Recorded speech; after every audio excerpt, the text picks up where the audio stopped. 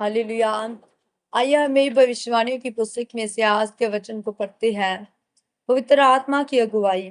पहला कुरिन्थियों 2:12 में लिखा है, परंतु हमने संसार की आत्मा नहीं, परंतु वह आत्मा पाया है जो परमेश्वर की ओर से है, कि हम उन बातों को जाने जो परमेश्वर ने हमें दी है।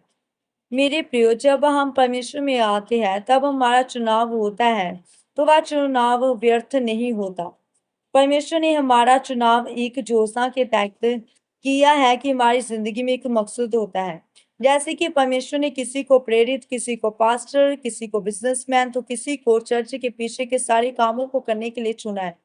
इसी तरह से परमेश्वर की योजना हर एक के जीवन में अलग अलग होती है, ताकि परमेश्वर के कामों को दुनिया तक पहुंचा सके। आज आप कैसे जान पाएंगे कि परमेश्वर की योजना आपके जीवन में क्या है?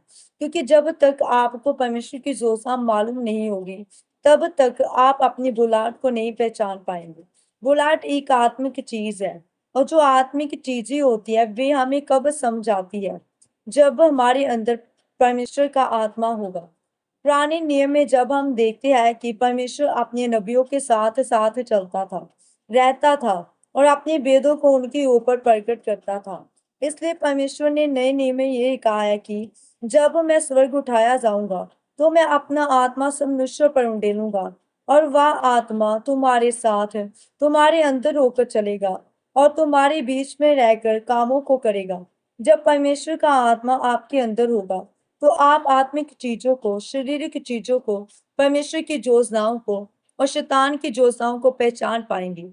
आज आप देख सकते हैं कि बहुत से लोग फलदार हैं, जैसे कि परमेश्वर के बहुत से दास दासियां हैं, जिनके जीवन में परमेश्वर के बहुत से अद्भुत काम होते हैं।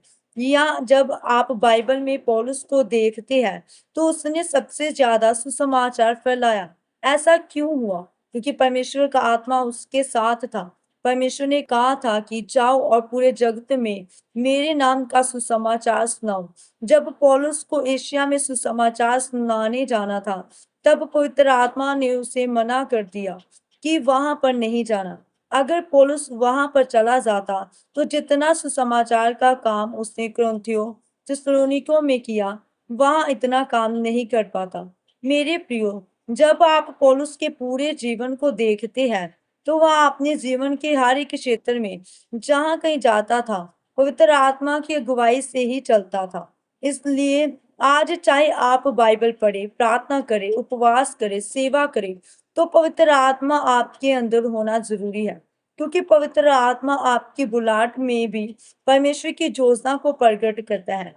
आपके बिजनेस, परिवार, हर चीज में भी आपकी अगुवाई करता है। इस वचन के द्वारा परमेश्वर आपको आशीषित करे। आमीन। आइए हम मिलकर प्रार्थना करते हैं। सर्वशक्तिमान परमेश्वर, इस वचन के लिए मैं आपका धन्यवाद करती हूँ। परमेश्वर, मैं विश्वास करती हूँ कि आपने मुझे एक बड़ी योजना के तहत चुना है। मेरी आपसे प्रार्थना है कि आप मुझे उस योजना तक पहुंचने का अनुग्रह दीजिए, ताकि मैं आपकी महिमा कर सकूं। प्रभु यीशु मसीह के सामर्थी नाम में, आमीन।